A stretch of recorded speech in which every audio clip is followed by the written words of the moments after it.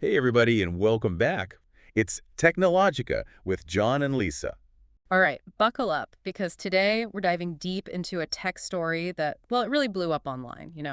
Hmm. MKBHD, new app, panels, it's been a whole thing. Oh, yeah, panels. Definitely sparked some heated discussions, that's for sure. You got that right. And you, dear listener, you came here for the good stuff, so we'll skip the whole intro to who MKBHD is. You already know he's basically tech royalty. Right.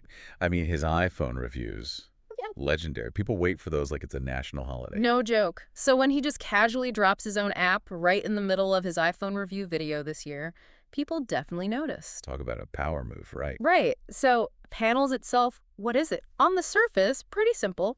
Think curated, super high-res wallpapers, but made by artists. It's like instead of just scrolling through generic backgrounds, you're getting like an art gallery, but for your phone. Exactly. But there's like this whole other layer to it, right? Because Brownlee, he's usually the one reviewing other people's creations. Yeah, he's the one in control, judging, analyzing. But with panels, he's saying, okay, I'm stepping out from behind the curtain. I'm a creator now, too. Putting himself out there big time. Yeah. It's vulnerable in a way. Totally. And he didn't just dip his toes in, he did a full-on cannonball into this building in public thing. Like revealing panels during the iPhone review. That's instant feedback from millions. Talk about pressure. Remember how we were saying his iPhone reviews are events?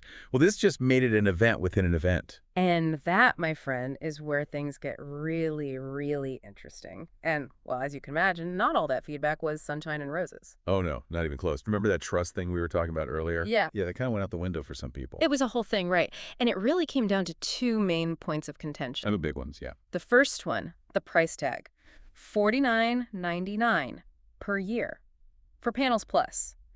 Now, to be fair to Brownlee and the team, that gets you all the good stuff, the full resolution, no watermarks, download to your heart's content. But that's a big but, isn't it? It is, it's a big but because like $50 for a wallpaper app, even if it is, MKBHD approved. It's a tough sell for a lot of people. Yeah, I mean, I love a good phone background, don't get me wrong, but am I going to prioritize that over like my music streaming service?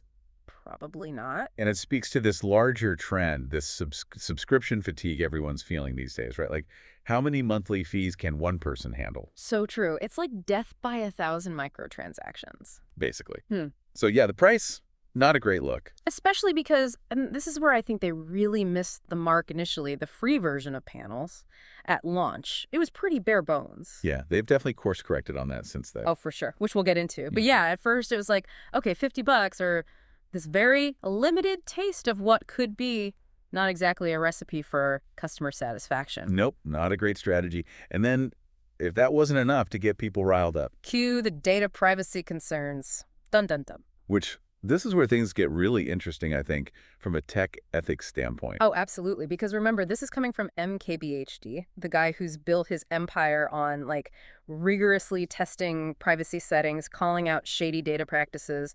Exactly. So for him to release an app that's, well, let's just say it raised some eyebrows in terms of the data it was requesting. It was not a good look. Not a good look at all. Yeah. We're talking access to like cross-website tracking, location data, the works. And timing, as they say, is everything. Oh, tell me about it. This was right when Apple had just rolled out those new privacy labels in the App Store. You know, the ones that are supposed to be super clear about what data an app can access? Exactly. So everyone's already on high alert, super sensitive to this stuff. And then Panels drops with, shall we say, a less than ideal privacy score. Not a good look. It was like adding fuel to the fire. And to make matters worse, MKBHD, he's usually so good at addressing these things head on, being transparent with his audience. But this time, Crickets. At least at first. which, in the court of public opinion, especially online, silence speaks volumes. Oh, it absolutely does. And it's not a good look, especially when you've built this like reputation for being open and responsive to your audience. Exactly. But then this is where the whole building in public thing takes this fascinating turn. Because Because instead of shying away, instead of waiting weeks to address this whole thing with some carefully worded PR statement. which, let's be real, a lot of creators, a lot of companies, that's exactly what they would done, right? Oh, 100%. So, But Brownlee and his team, they went into overdrive. damage control mode. Major damage control mode. A few days, that's it. Panels gets a massive update. Okay, so what they change? Because, I mean, you can't just, like, unring the privacy bell, right? True, true. But you can make some adjustments. And they definitely tried. First up, the free tier. Remember how we were saying it felt kind of like a slap in the face? Yeah, like, here's a tiny taste of what you could have. Gone. Free users now. You get the high-res wallpapers, same as the paid tier. Wait, seriously? Seriously, the catch. You watch one ad, that's it. Then you can download. Okay, well, that's way more reasonable. Right. Like, it shows they're acknowledging that, yeah, those high-res downloads, they have value, but they're giving you a way to experience it without having to shell out $50. Huge difference. Right. And if you're cool with, like, the standard definition wallpapers, those are completely ad-free now, no strings attached. Wow, they really did a 180. They did. And on top of that, the Explore page, ad-free now, too.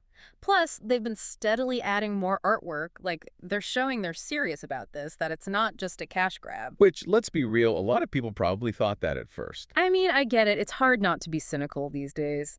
But this whole panels thing, it's a case study in the power and the peril of building in public. It's that double-edged sword, right? Like, you get that instant feedback, good or bad, but if you're not ready for the heat, you can blow up in your face. And I think with someone like MKBHD, who's held to such a high standard, the scrutiny is even more intense. Oh, absolutely. Yeah. People feel like they know him, like he's a friend.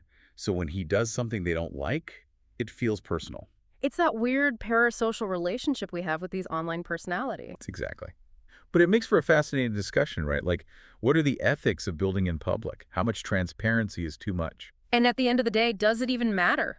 Will panels survive this whole launch debacle? Or will it be another cautionary tale? Only time will tell. So there you have it, a story of tech, ambition, and the very public growing pains of a creator trying to build something new. If you enjoyed this video, hit that like button and subscribe for more. Until next time, everyone.